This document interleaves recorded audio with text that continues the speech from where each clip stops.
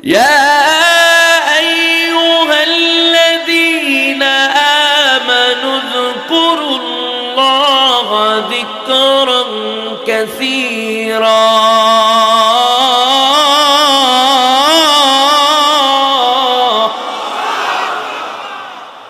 তাকবীর আওয়াজই পর্যন্তই নাকি? আচ্ছা, মনে এই আওয়াজে কি নাস্তিক মুরতাদদের হৃদয়ের মধ্যে কম্পন সৃষ্টি হবে নাকি? মুসলমানদের মূল পাওয়ারই তো তাকবীরের মধ্যে, ঠিক না বেটি? জোরে বলে। এই তাকবীর ফেরাউন সহ্য করতে পারে নাই, এই তাকবীর নমরুদ সহ্য করতে পারে নাই, আবু জেহেল, আবু লাহাব, উতবা, সাইবা এই আল্লাহর বরত্বের তাকবীর কেউ সহ্য করতে পারে নাই। এমনকি বাংলাদেশের মধ্যে বিশ্বা তাসলিমা নাসরিন সেও সহ্য করতে পারে নাই। বোরকার বিরোধিতা করে বোরকা পরেই তারপরে বাংলাদেশ থেকে পালিয়ে গেছে, ঠিক না বেটি? জোরে বলেন। বাংলাদেশে আসার মতো দুঃসাহস আর কোনোদিন দেখাতে পারে নাই। কিছুদিন আগেও আমাদের থেকে বিদায় নিয়েছেন যারা আমাদের ঘাড়ের উপরে চেপে বসেছিলেন, আমাদের শায়েখে চরমনাই এবং আমিরুল মুজাহিদিন। লক্ষ লক্ষ মানুষ ঢাকার রাজপথে যখন আল্লাহু আকবারের ধ্বনি দিয়ে রাজপথে কম্পন সৃষ্টি করেছিলেন, পালাতে বাধ্য হয়েছে, থাকতে পারে নাই, ঠিক না বেটি? জোরে বলেন। আজ মুসলমানের মূল পাওয়ার শক্তি হলো আল্লাহু আকবারের আওয়াজের শক্তি, ঠিক না বেটি? জোরে বলেন।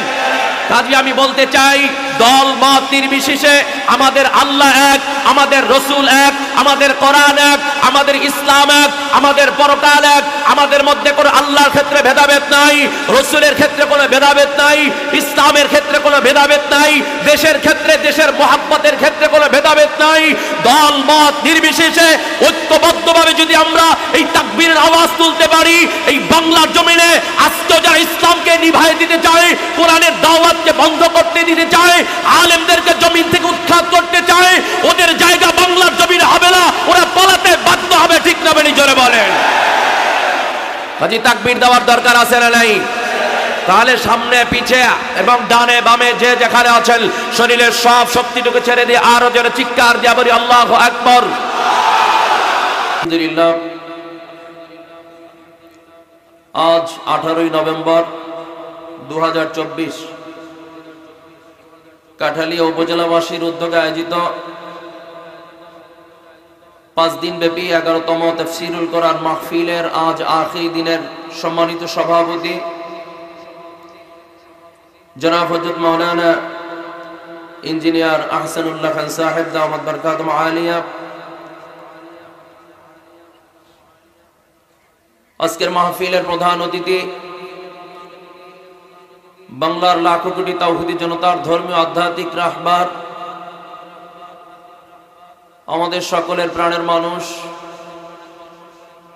জনাব আলহাজ হযরত মাওলানা মুফতি সৈয়দ মোহাম্মদ রেজাউল করিম পীর সাহেব হুজুর চরমনাই দামাত বরকাতুহু আলিয়া,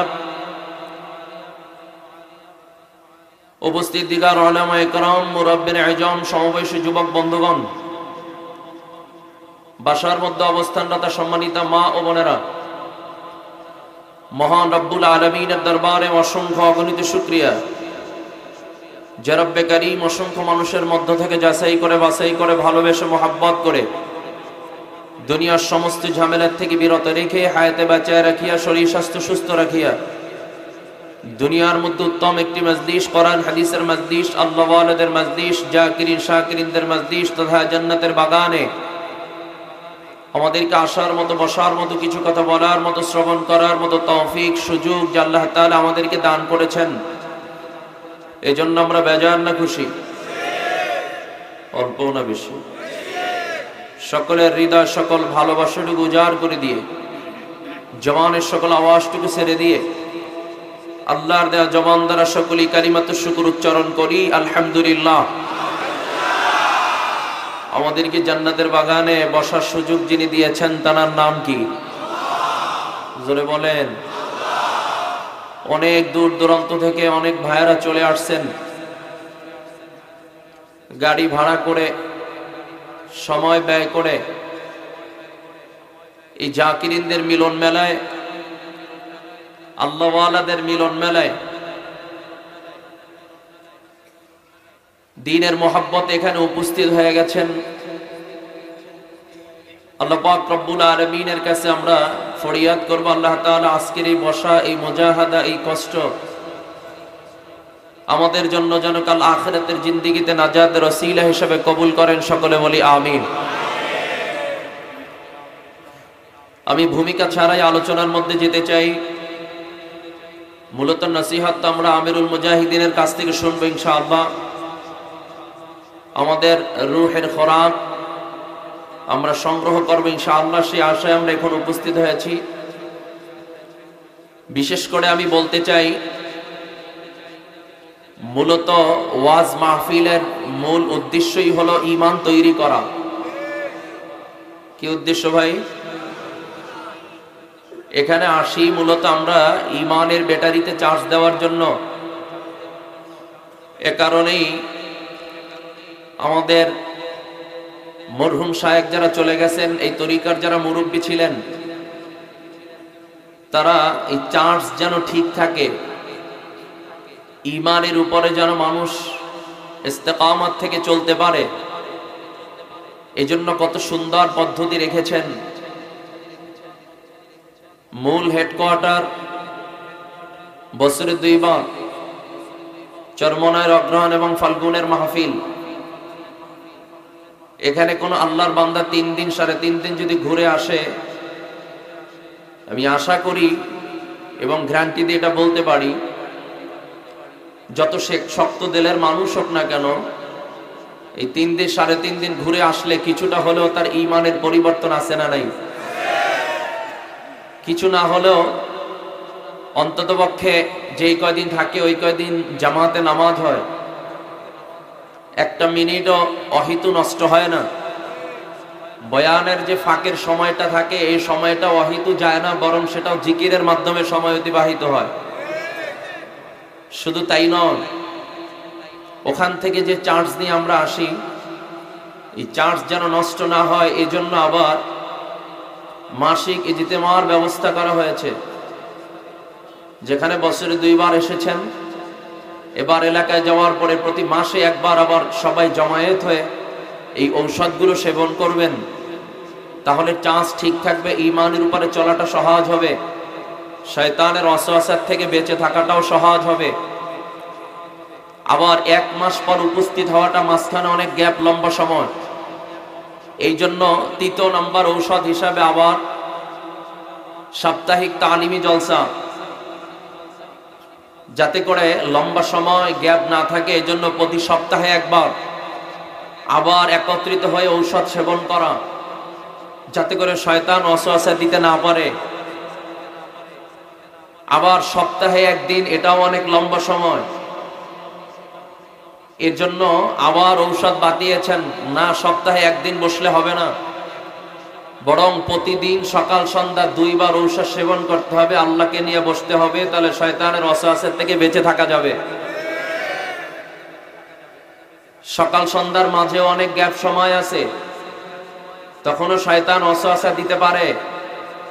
শয়তানের ওয়াসওয়াসা থেকে বেঁচে থাকার জন্য, ঈমানের উপর ইস্তেকামত থাকার জন্য তুমি নসিহত গ্রহণ করতে হবে। অর্থাৎ বুজুর্গ ওলামা একরামদের অনেক নসিহত কিতাব রয়েছে, এই কিতাব পড়লে অনেক ইলম অর্জন হয়, অনেক শিক্ষাও হয় এবং দিলের খোরাক হয়, শয়তানের ওয়াসওয়াসা থেকে বেঁচে থাকার সহজ হয়। কত সুন্দর করে সিস্টেমে ঔষধ বাতিয়েছেন, কিন্তু সেটা নিয়েও আজকে সমাজের মধ্যে বিভিন্ন সমালোচনা আছে না নাই? অর্থাৎ একটা কথা আছে, দেখতে নারী চরণ বাঁকা। যদি আপনাকে পছন্দ নাই হয়, তাহলে যত ভালো কথাই বলেন না কেন, ওইটা আমার কাছে ভালো লাগবে না। ভালো লাগুক চাই না লাগুক, আমি স্পষ্ট বলতে চাই, চরমনাই যাওয়ার পরে একজন মানুষ আগে নামাজি ছিল, এখন নামাজ ছেড়ে দিয়ে গাঞ্জা ধরছে, এমন ডকুমেন্টস কেউ দিতে পারলে 1 লক্ষ টাকা তাকে পুরস্কার দিব। আছেন এরকম কেউ? আগে রোজা রাখতো, এখন রোজা ছেড়ে দিয়েছে, এরকম কোন ডকুমেন্টস আছে? চরমনায় যাওয়ার পরে গোমরা হয়ে এখন ভিন্ন রাস্তায় চলে, নামাজ রোজা ইবাদত বন্দেগী কিছুই নাই, এরকম প্রমাণ আছে নাকি কারো কাছে? না, বরং এরকম প্রমাণ লক্ষ লক্ষ আছে। আগে নাম করা ডাকাত ছিল, এখন নাম করা আল্লাহওয়ালা হয়েছে, ঠিক না বেরি জোরে বলেন? আগে নাম করা গাঁজাখোর ছিল, এখন নাম করা জাকিরিন হয়েছে, ঠিক না বেরি জোরে বলেন? আগে ইসলামের ঘোর বিরোধী ছিল, এখন ইসলামের 1 নম্বর দাঈ ইলাল্লাহ হয়েছে। আগে হাতের মধ্যে মদের বোতল থাকতো, এখন হাতের মধ্যে চরমনায় যাওয়ার পরে, আল্লাহ ওয়ালাদের সোহবতে যাওয়ার পরে এখন হাতের মধ্যে তসবিহ উঠেছে, এমন প্রমাণ। বাংলায় হাজার ঔষধ ভালো না লাগতে পারে, এর মানে সেই ঔষধ খারাপ, এই থিওরি ভুল। কারণ সবাইকে সব ঔষধে ধরবে না, সব রোগ সব ডাক্তারের কাছে গিয়া সেটা আরোগ্য হবে না। তবে আমরা এটা গ্যারান্টি দিয়ে বলতে পারি, এই ডাক্তারের কাছে যাওয়ার পরে অধিকাংশ মানুষ আরোগ্য লাভ করেছে, ঠিক না বেশি জোরে বলেন? এজন্য ভালো ডাক্তার আরো হাজারো আছে, আমরা কারো বিরুদ্ধে বলি না, কিন্তু এর মানে এটাই নয়, আমরা এটা বলি না যে চরমনাই হক আর কেউ হক না, না এই কথা আমরা বলি না। কারণ কেউ যদি বলে আমি ভালো, তাহলে এর দ্বারা বোঝায় আমি একাই ভালো আর কেউ ভালো না। কিন্তু আমরা কখন এটাই বলি না যে চরমনাই হক আর কেউ হক না, এটা বলি না। আমরা বলি বাংলাদেশের মধ্যে হক দরবার, হক ওলামা একরাম, পীর মাশায়েখ বহু আছে, তার মধ্যে উল্লেখযোগ্য দরবার হলো চরমনাই, ঠিক না বাড়ি জোরে বলেন? আমরা কাউকে ডিনাই করে আমারটা সহজ, আমারটাই সঠিক এইটা প্রমাণ করতে চাই না, বরং ভালো আরো হাজারো থাকতে পারে, কিন্তু আমারটা ভালো এর প্রমাণ হাজারো আছে না নাই? শুধু তাই নয়, আল্লাহ পাক রব্বুল আলামিন কালামের মধ্যে নসিহত করেছেন, ওয়াকুনু মা'আস সাদিকিন, তোমরা সাদিকিন সত্যবাদী আল্লাহওয়ালা মানুষের সঙ্গে হয়ে যাও। কাজী বাংলায় একটা প্রবাদ আছে, সৎ সঙ্গে স্বর্গবাস, অসৎ সঙ্গে সর্বনাশ। শুধু তাই নয়, প্রতিনিয়ত নামাজে দাঁড়িয়ে আল্লাহর কাছে আবেদন করি আমরা, ইহদিনাস সিরাতাল মুস্তাকিম,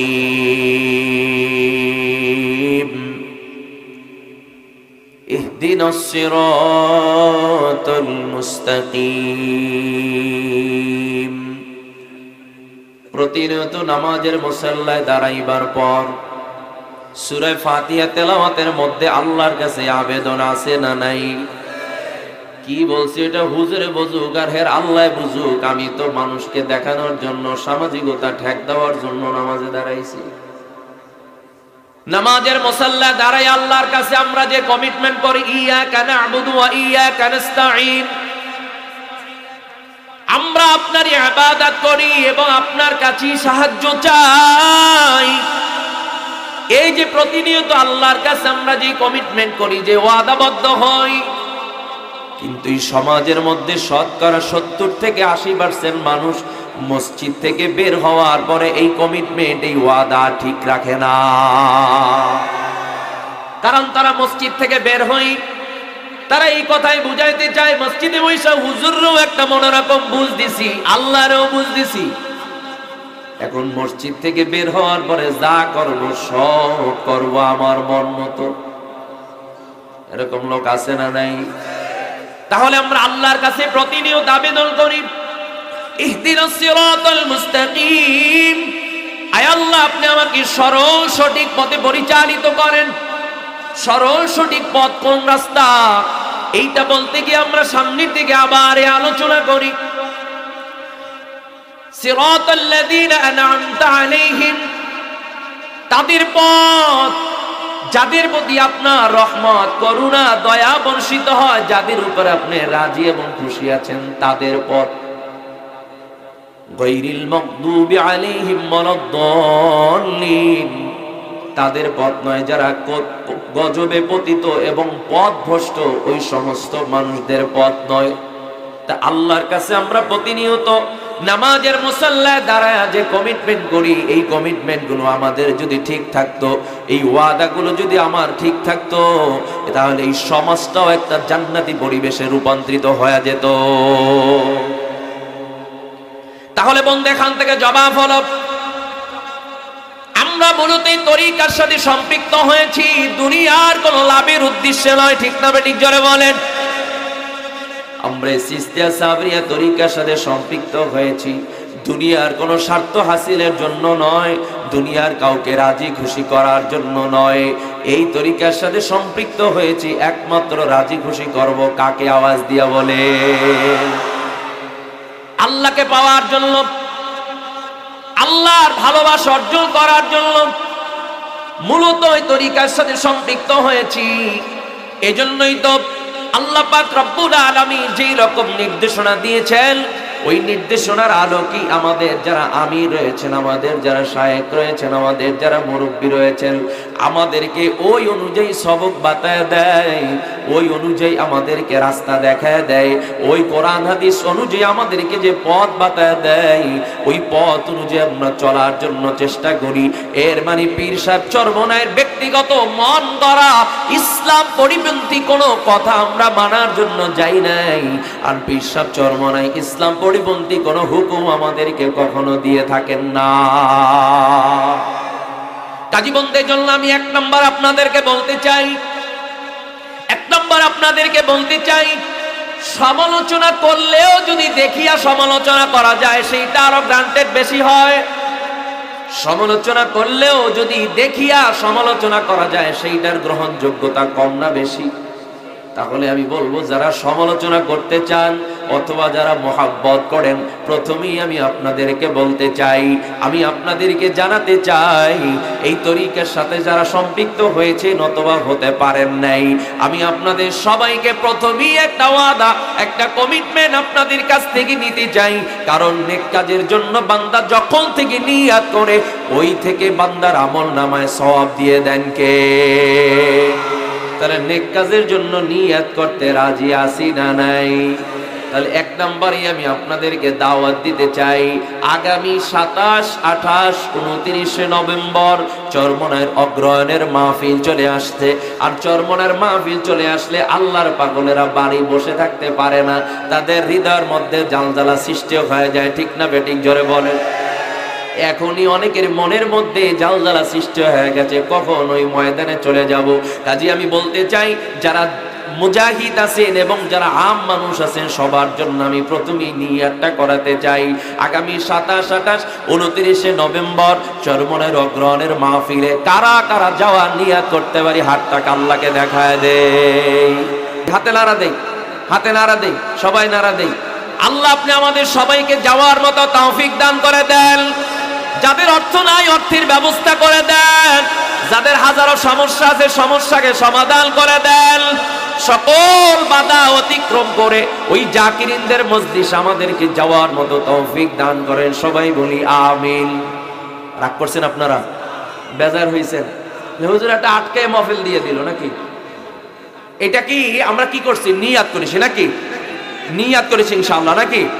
আল্লাহ যদি আমাদের তৌফিক দেয় যাব। তবে এই যারা নিয়াত করেছি, এই নিয়াত থেকে আপনারা আমার আমল নামায় যাওয়ার আগ পর্যন্ত আল্লাহ পাক রব্বুল আলামিনের পক্ষ থেকে প্রতিনিয়ত ফেরেশতার মাধ্যমে সওয়াব লেখার ব্যবস্থা করে দিবে। কাজে এজন্য আমাদেরকে বুঝতে হবে, আমরা সব সময় আল্লাহওয়ালাদের সোহবতে, জাকিরিনদের সোহবতে, নামাজিওয়ালার সোহবতে, ওলামা একরামদের সোহবতে যদি থাকতে পারি, সৎ সঙ্গে যদি চলতে পারি, ফায়দা আছে না নাই? সবচেয়ে বড় ফায়দা হলো, আমি অনেক সময় বলে থাকি, এই যে আমাদের চরমনাইতে আমরা যারা জিকির করি, জিকির নিয়েও অনেকের সমস্যা আছে, বিভিন্ন রকম কথাবার্তা বলে, আছে না নাই? আমরা একটু জোরে জিকির করি, এটাও অনেকে সহ্য করতে পারে না। কিন্তু জিকির আস্তেও করার সুযোগ আছে, জোরে করার সুযোগ আছে, যার যেইভাবে ভালো লাগে সেভাবে সুযোগ আছে। তবে আমি এখান থেকে কথাটা বুঝাতে চাই, মূল কারণ হলো জিকির আস্তে হোক আর জোরে হোক, মজলিসের মধ্যে আমরা জোরে করি, কিন্তু সব সময় তার আমরা জোরে করি না। একাকী যখন থাকি, হাঁটতে চলতে যখন চলি, তখন তো আস্তে আস্তে জিকিরের আমল করি। তাহলে আমরা আস্তেটারও আমল করি, জোরেটারও আমল করি। তবে এখানে মূল একটা কথা হলো, আস্তে হোক আর জোরে হোক, জিকির কম হবে না বেশি হবে? ফতুয়া নিয়ে পড়ে থাকলে হবে না, বরং জিকিরের পরিমাণ বাড়াতে হবে, এটাই আমাদের মূল উদ্দেশ্য। কিন্তু আপনি ফতুয়া দিতে দিতে যদি জিকির করারই টাইম না পান, তাহলে এটা লাভ হইলো না লস হইলো? ব্যবসায় তো পুরাটাই লস। এক্ষেত্রে আমি একটা উদাহরণ দিয়ে থাকি। উদাহরণ হলো, আমাদেরকে যে জিকিরের কথা বলা হয়েছে, মূলত জিকির তো পীর সাহেব চরমনাই বলেন নাই, জিকিরের হুকুম দিয়েছেন কে? জোরে কোন? আল্লাহ পাক রব্বুল আলামিন। আল্লাহ পাক রব্বুল আলামিন কালামের মধ্যে নসিহত করেছেন, ইয়া আইয়ুহাল্লাযীনা আমানু যকুরুল্লাহা যিকরান কাসীরা।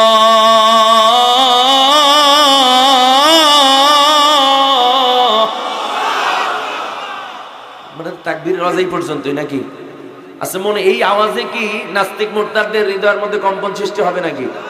মুসলমানদের মূল পাওয়ারই তো তাকবীরের মধ্যে, ঠিক না বেটি জোরে বলে? এই তাকবীর ফেরাউন সহ্য করতে পারে নাই, এই তাকবীর নমরুদ সহ্য করতে পারে নাই, আবু জেহেল, আবু লাহাব, উতবা, সায়বা এই আল্লাহর বরত্বের তাকবীর কেউ সহ্য করতে পারে নাই।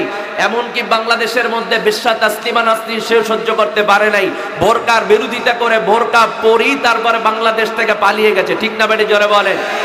বাংলাদেশে আসার মতো দুঃসাহস আর কোনোদিন দেখাতে পারে নাই।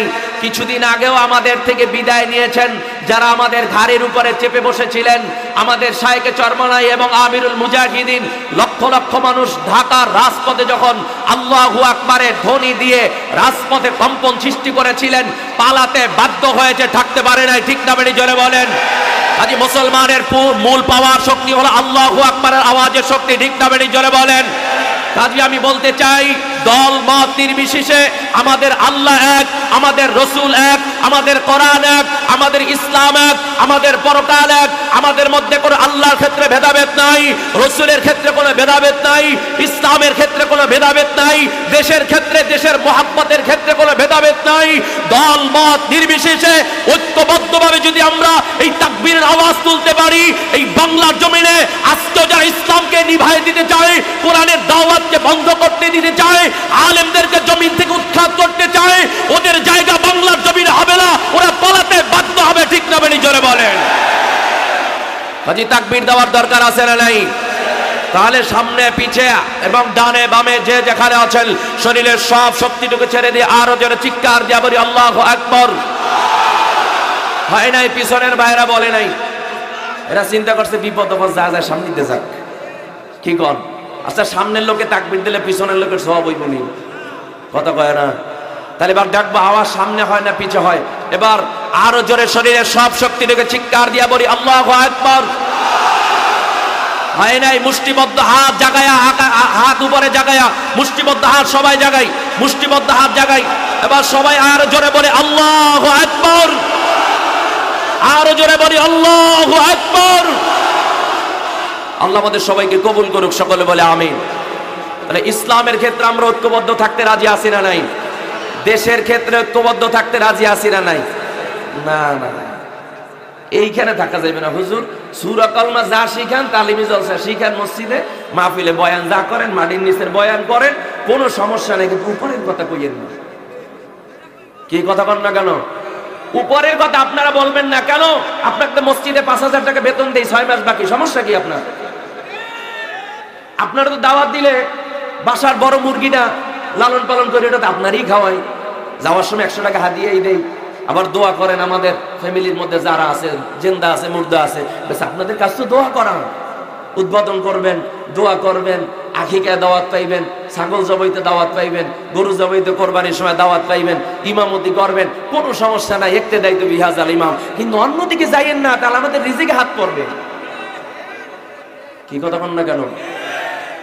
এই ঠিকের পিছনে শুধু যারা এই কাজ করে তারা দোষী না, বরং আমরা 1 নম্বরের দোষী। এখন একটু গায়ে বাজছে নাকি? সমস্যাটা কি? সমস্যা হলো সমাজের সবচেয়ে খারাপ মানুষগুলোকে আমরাই প্রমোট করে থাকি। সমাজের খারাপ মানুষগুলোকে আমরাই সবার সামনে সম্মানিত উপলক্ষে সামনে উপস্থাপন করে দেই। সালিসি ব্যবস্থার জন্য কোনো ইমামকে ডাকি না কেন? এরা তো 500 খাওয়ান যাইবে না। যে ডাকমু এমন জোনারে রাস্তা দাঁড়ায় মা বাপ চিল্লা গালি দিতে পারে, যে সকাল সন্ধ্যা মাথা টাল থাকে। টাল থাকে কি খাইলে জানেননি? হ্যাঁ, ভালো জিনিস খায়, 2 অক্ষরে। কি বলতে পারেননি? বাবা কি খায়? এটা খাইলে বলে শরীরে একজনে 10 জনের শক্তি পায়। রাস্তার মাঝখানে খাম্বা দেখে এইটার গান করছে, কেটে উঠলেই ফালাই দেওয়া লাগে, মারাত্মক শক্তি পায়। এই শ্রেণীর মানুষকে আমরা সব সময় সামনে দিয়ে থাকি, সমাজের ভালো মানুষগুলোকে আমরা মূল্যায়ন করি না কেন? ভালো মানুষগুলো যদি সামনে আসে তাহলে আমার দুর্নীতি চলবে না, আমার ব্যক্তির স্বার্থ হাসিল হবে না। কারণ অথচ আমাদের উচিত ছিল সমাজের সবচেয়ে শিক্ষিত মানুষগুলো, ভদ্র মানুষগুলো, সবচেয়ে আল্লাহওয়ালা মানুষগুলো, নামাজি মানুষগুলোকে বিচারের জন্য ডাকা, সমাজের নেতৃত্বের জন্য ডাকা, সামাজিক ভদ্র মানুষগুলোকে আমাদের নেতা হিসাবে গ্রহণ করা। কিন্তু আমরা সেই দিকে না গিয়ে আমরা বলি না, ভালো মানুষগুলো তো রাস্তায় নামার দরকার নাই। আর ভালো মানুষ চিন্তা করে আমাদের সমাজে কোনো স্থান নাই, এরা সব ঘরের মধ্যে ঢুকে গেছে। আর সমাজের নিকৃষ্ট মানুষগুলো রাস্তায় বের হয়ে আসার কারণে 16 বছর পর্যন্ত আমরা এই জাতাকলের মধ্যে নিষ্পেষিত ছিলাম। আবারও যদি এই রাস্তায় হাঁটেন 16 বছর নয় 32 বছরে এড়াইতে পারবেন না, এই গজবে আবারও পড়া লাগবে। ছোট মুখে বড় কথা বলে গেলাম, ছোট মুখে বড় কথা বলে গেলাম। এই ভুল যদি আবারও করেন, ইসলামকে পিছনে ফালাইয়া যদি কুফরি মতবাদকে আবারও সামনে নিয়ে আসেন, তাহলে 16 বছর নয় 32 বছরে এড়াতে পারবেন না। আবারও সেই জুলুমের শিকার হবেন, নির্যাতনের শিকার হবেন, শান্তির চক্ষু দেখতে পারবেন না কোনোদিন। যদি শান্তি পেতে হয় একমাত্র ইসলাম শান্তি দিতে পারে, এছাড়া আর কারো ক্ষমতা নাই। ঠিক না বাড়ি জোরে বলেন? ইসলাম ছাড়া শান্তি দেখতে পারবেন না। রাগ করতেছেন আমার কথাগুলা? আমি রাজনীতির কথা বলতেছি নাকি? বুঝেন রাজনীতি কারে করে। সমাজের কিছু মানুষ আছে, হুজুর কোরআন হাদিসের কথা কইবেন, রাজনীতির আলোচনা করবেন না। এখনো অনেক জায়গায় টোকেন দেয়। অথচ আমি যদি বলি রাজনীতির বাইরে কথা বলতে হবে, তাহলে আমাকে 1 নম্বরে কোরআনকে অস্বীকার করতে হবে। তাহলে কোরআন হলো সবচেয়ে বড় রাজনীতির কিতাব। ঠিক না বাড়ি জোরে বলেন? আপনি যদি বলেন সমাজনীতির কথা বলবেন না, তাহলে আমাকে মনে করতে হবে আমাকে কোরআন বাদ দিয়ে কথা বলতে হবে। আর কোরআন বাদ দেওয়া মানে কোরআনকে অস্বীকার করা। কোরআনকে অস্বীকার করে কেউ কোনোদিন নিজেকে মুমিন দাবি করতে পারে না। ঠিক না বাড়ি জোরে বলেন? সমাজনীতির কথা যদি বলতে হয়, তাহলে কোরআন হলো সবচেয়ে সমাজনীতির কিতাব। আপনি কোন দিকের কথা বলবেন? কোরআন শুধু কবরের বয়ান নিয়ে আসছে নাকি? কোরআন শুধু জান্নাত আর জাহান্নামের বয়ান নিয়ে আসছে? এইটাই তো এখন অবস্থা হয়ে গেছে। যার কারণে আমরা কোরআনকে মাদ্রাসার মধ্যে সীমাবদ্ধ রেখে দিয়েছি, কোরআনকে মসজিদের মধ্যে সীমাবদ্ধ রেখে দিয়েছি। কিন্তু এই কোরআনকে টেনে যদি সংসদে বসাতে পারতাম, তাহলে কেউ পালাতে হতো না, কেউ দুর্নীতির শিকার হতো না, কেউ জুলুমের শিকার হতো না, কেউ মানুষ অত্যাচারের শিকার হতো না। সকল শ্রেণীর মানুষ, হিন্দু, বৌদ্ধ, খ্রিস্টান, ভিন্ন ধর্ম অবলম্বী এবং সকল শ্রেণীর মানুষ, সকল শ্রেণীর মুসলমান যার যার ন্যায্য অধিকার ফিরে পেত, সবাই শান্তিতে বসবাস করতে পারত। শুধু তাই নয়, আমার আব্বাজান রহমাতুল্লাহ আলাইহি ইন্তেকাল করেছেন। তিনি চেয়ারম্যান নির্বাচন করেছিলেন ইউনিয়নে। বাস্তবিক কথাটা বলার জন্য, ভোট চাওয়ার জন্য বলতেছি না। তো দাঁড়াবার পরে কিছু মহিলারা বলতেছে যে হুজুরের যদি ভোট দেই, তাহলে সে তো চুরি করে আনতেও পারবে না, খাইতেও পারবে না, আমাকেও দিতে পারবে না। এসে ভোট দিব অমুকের, আনতেও পারবে, নিজেও খাইবে, আমাকেও কিছু দেবে। তা আপনি কি করছেন? জেনে শুনে চোরের সাপোর্ট করেছেন। কি কথা কন না কেন? এটাই মানুষের ধারণা হয়ে গেছে। অথচ ভালো ভদ্র মানুষগুলো যদি থাকে, তাহলে আর চুরি করার প্রয়োজন হয় না, ন্যায্য অধিকারগুলো সবাই ফিরে পায়। কাজে কোরআন সমাজ নিয়ে আলোচনা করছে কি করে নাই? কথা কন না কেন? সমাজের আলোচনা কোরআনের মধ্যে আছে না নাই? তাহলে আমাকে সমাজ নিয়ে কথা বলতে হবে। রাষ্ট্রের কথা কোরআনের মধ্যে আছে না নাই? তাহলে আমাকে রাষ্ট্রের কথাও আমাকে আলোচনা করতে হবে। কোরআনের মধ্যে রাজনীতির আলোচনা আছে না নাই? তাহলে কোরআনের বাহিরে আমার যাওয়ার সুযোগ না, আমাকে রাজনীতির আলোচনাও করতে হবে। কোরআনের মধ্যে সমাজনীতি আছে, কোরআনের মধ্যে রাজনীতি আছে, কোরআনের মধ্যে ইউনিয়ন কিভাবে চলবে, উপজেলা কিভাবে চলবে, দেশ কিভাবে চলবে, সংসদ কিভাবে চলবে, কোন সেক্টর কিভাবে চলবে, প্রত্যেক সেক্টরের সমাধান আল কোরআনের মধ্যে আছে না নাই? কিন্তু আমাদের থিওরি আছে, আমরা মাহফিলে যাব, কিছু কবরের বয়ান শুনবো, ব্যাস বাড়ি চলে আসবো। এই জন্য আমাদের আমিরুল মুজাহিদিন, নায়েবে আমিরুল মুজাহিদিন সবসময় একটা কথা বলে, এখানে যারা উপস্থিত আছি, মাটির নিচে ভালো থাকতে চাই না এমন কোন মানুষ এখানে আসি বলেন? যে জীবনে মসজিদে যায় না, হেরো যে জিজ্ঞান যে জান্নাতে যাবা নেই, কাকা যাবো না মানে? আমরা এলাম বংশীয় মানুষ সমাজের মধ্যে, আমরা যদি জান্নাতে না যাই এমন কোন লোকই তো দেখি না যে জান্নাতে যাইবে। গেটের সামনে দাঁড়াই থাকবো না, ডোকে কিম নেটাও তো দেখবো। কি কথা কন না কেন? নামাজ না হইলে কি বেড়াই দিনই হুজুরের লোকে দেখা হয় আইতে যাইতে মসজিদের সামনে দেয়, হুজুরে কি না লইয়া যাইতে পারবে আমাকে? এ শ্রেণীর লোক আছে না নাই? তাহলে বন্ধু, এখান থেকে আমাদের বোঝার বিষয় হলো, কোরআন যেহেতু কমপ্লিট কোড অফ লাইফ, আমার জীবনের জন্য যাহা কিছু প্রয়োজন সব বিষয়ের সমাধান কোরআনের মধ্যে আছে না নাই? কাজে আমি আপনাদের অনুরোধ করব, কোরআনকে আর মসজিদ আর মাদ্রাসার মধ্যে সীমাবদ্ধ রাখিয়েন না। কোরআনকে সমাজের মধ্যে নিয়ে আসেন, কোরআনকে রাষ্ট্রের মধ্যে নিয়ে আসেন। আর কত অত্যাচার নির্যাতনের শিকার হবেন, আর কত জুলুমের শিকার হবেন। এবার কোরআনের শরণাপন্ন হন। কোনো মানুষ অহেতুক মামলা খাবে না, কোনো মানুষ অহেতুক পালাতে হবে না, কোনো মানুষ তার অধিকার থেকে বঞ্চিত হবে না। যার যার অধিকার তার ঘরে বসে ন্যায্য অধিকার সে ফিরে পাবে, এটাই ইসলাম নির্ধারণ করেছে। এর বাস্তব প্রমাণ ওমরে ফারুক রাদিয়াল্লাহু তাআলা আনহু যখন রাষ্ট্র ক্ষমতায় ছিলেন, তখন মানুষের সুখ দুঃখ বোঝার জন্য যখন রাত গভীর হয়ে যেত, তখন নিজে একাকী বের হয়ে যেতেন, মানুষের ঘরে পাশে পাশে হাঁটতেন, এলাকায় খোঁজ করতেন কে কোন মুসিবতে আছে, কে কোন সমস্যার মধ্যে আছে। পরের দিন আবার হাউসে আলোচনা করে, সংসদে আলোচনা করে সেটা সমাধান করার চেষ্টা করতেন। এমন একটা সমাজ তিনি প্রতিষ্ঠা করেছিলেন, যে সমাজের মধ্যে বাঘ এবং হরিণ একই ঘাটে পানি খেত। এটা কিসের জন্য? কোরআনের জন্য। কিসের জন্য ভাই? যে সেই কোরআন আমরা সংসদে নিতে রাজি আছি না নাই? কি রাজি আছি না নাই ইনশাআল্লাহ? হ্যাঁ। এই যে এখানে হাত দেখাই গেলে এখন পাও জায়গায় দিবেন, ওই পাশে গিয়া কইবেন যে আসলে দেখতে হবে জোয়ার কোন দিক, জোয়ার কোন দিক। অল্প দলের দিকে থাকতে লাভ আছে, জোয়ার কোন দিকে এইটা আগে দিবে। কিছু লোক আছে একা চুপচাপ থাকে, যেই কয় হ্যাঁ আসি বর্মিয়া, মাথায় লাড়া দেয়, দেখে জোয়ার কোন দিক। জোয়ার যেই দিক এটা অন্যায় হোক আর ন্যায় হোক, আসি আপনাদের সাথে। মুমিন তো এই চিন্তা করবে না।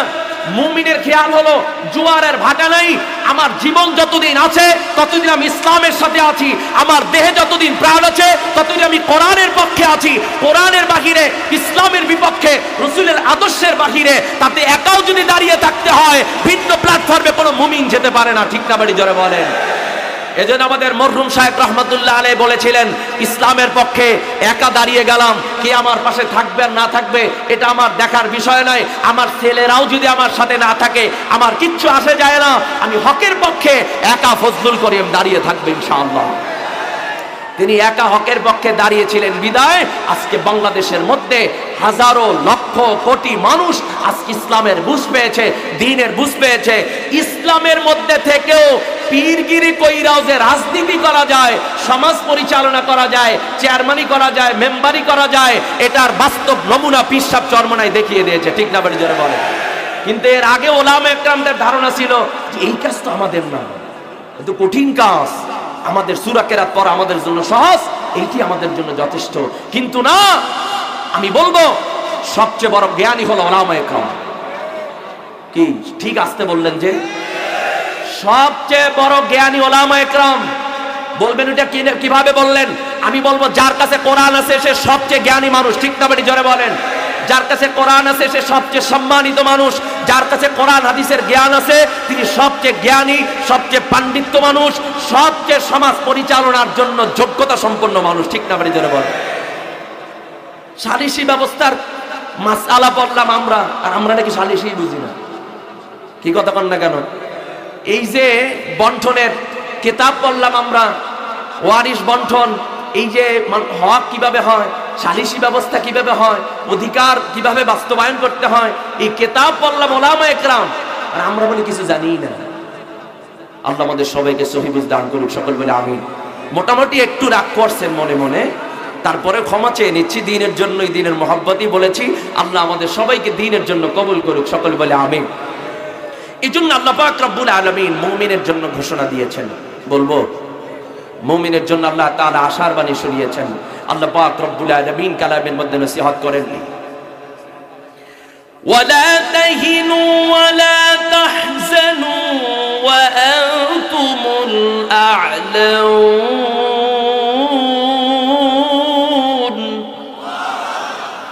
ওয়া আনতুমুল আ'লাউনা ইন কুনতুম মুমিনিন।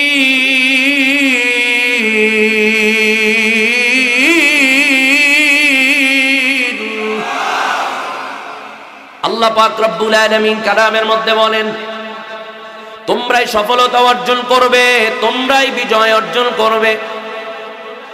তোমরাই সফলতা অর্জন করবে, তোমরাই বিজয় অর্জন করবে। শর্ত হলো একটা, যদি তোমরা মুমিন হও। কি হও জোরে বলেন?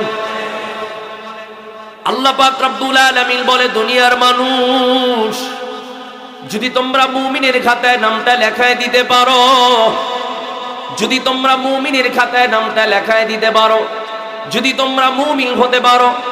মুমিন কখনো হোঁচট খায় না, মুমিন কখনো পরাজয় হয় না। কারণ মুমিনের সাথে দুনিয়ার কেউ যদি না থাকে, যিনি আছেন তার নামটা কি? জোরে আওয়াজ দিয়া বলেন।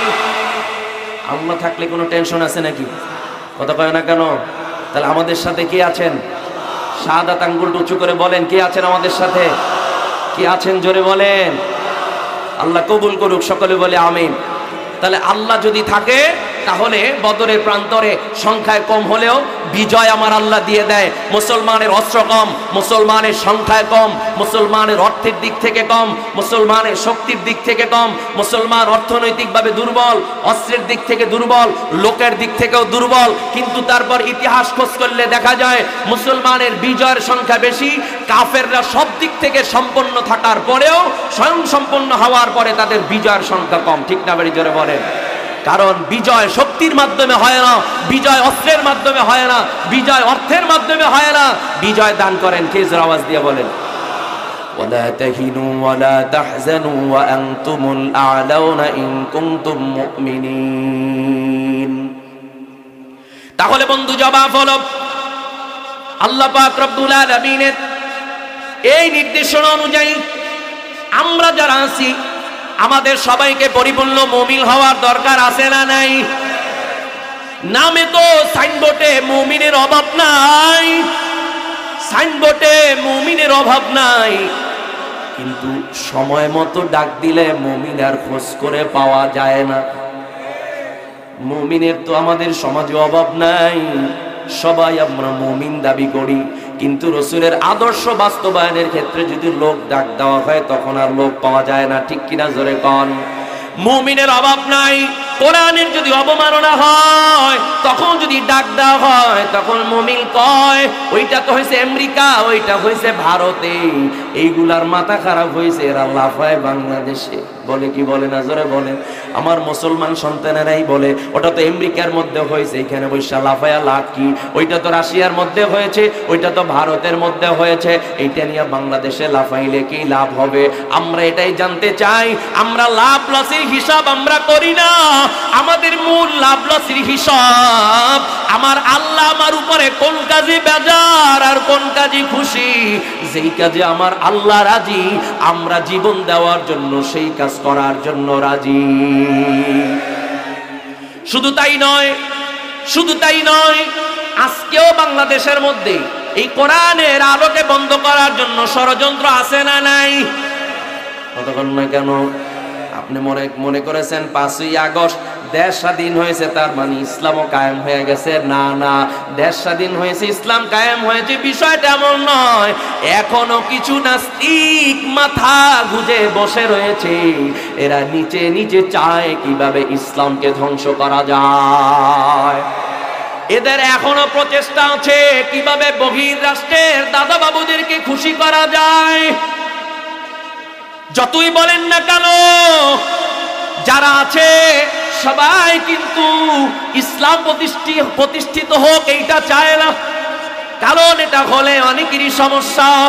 কারণ সমাজের ভালো মানুষ যারা, এরা সব সময় আকাঙ্ক্ষা থাকে ইসলাম আসলে আমার জন্য সবচেয়ে বড় নিরাপত্তা। কিন্তু দুনিয়াদার যারা আছে, দুনিয়াবি কাজ যারা করে থাকে, ওই মানুষের সব সময় খেয়াল ইসলাম আসলে আমার জন্য সমস্যা, কাজে ইসলাম কিভাবে না আসতে পারে সেই শখ আমাকে আঁকতে হবে। তাহলে এক্ষেত্রে 1 নম্বর পরিকল্পনা হলো কিভাবে সমাজ থেকে কোরআনকে মিটায় দেওয়া যায়। আর কোরআনকে মিটানোর জন্য 1 নম্বর থিওরি হলো এই সমাজের মধ্যে যে দ্বীনি শিক্ষা আছে, কোরআনের শিক্ষা আছে, এইটাকে কোন পদ্ধতিতে ধামা চাপা দিয়ে দেওয়া যায়, এই পদ্ধতির জন্য শ্রেণীর মানুষ সমাজের মধ্যে আছে না নাই? এজন্য আমি বলতে চাই, ওরা চায় কোরআনের শিক্ষাকে বন্ধ করে দেওয়ার জন্য, ওরা চায় কোরআনের মার্কাজকে বন্ধ করে দেওয়ার জন্য, ওরা চায় মাদ্রাসার শিক্ষাকে বন্ধ করে দেওয়ার জন্য বলেও না, বাকিও থাকে না, নিচে নিচে গোড়া কেটে যেন মূল শিক্ষা থেকে মুসলমান সন্তান দূরে সরে যায়, সেই চেষ্টা করে সব সময় পরিকল্পনার মধ্যে তারা নিমজ্জিত রয়েছে। কিন্তু আমরা এখান থেকে একটা বিষয় জানাতে চাই, যতই পরিকল্পনা করো না কেন, তোমরা মাদ্রাসার বিরোধিতা করো, মাদ্রাসা কমে না বরং দিন দিন বাড়ে। ঠিক না বেড়ে জলে বলেন? তোমরা ওয়াজ মাহফিল বন্ধ করতে চাও, ওয়াজ মাহফিল বন্ধ হয় না বরং আরো দিন দিন বাড়ে। ঠিক না বেড়ে জোরে বলেন? তোমরা চাও চরমোনাই যেন মানুষ না যায়, প্রয়োজনে মিথ্যা কিবা শেখায়ত কইরাও কিভাবে ফিরানো যায়।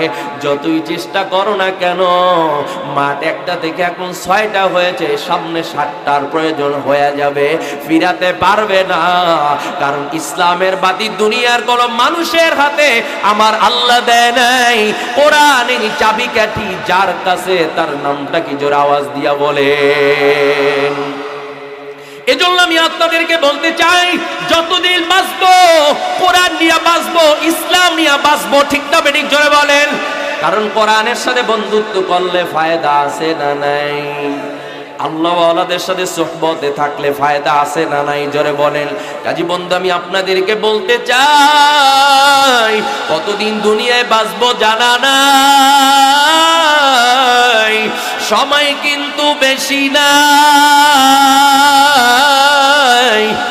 নিঃশ্বাসের কিন্তু বিশ্বাস নাই। ঠিক না বেটি? জোরে আওয়াজ দিয়ে বল।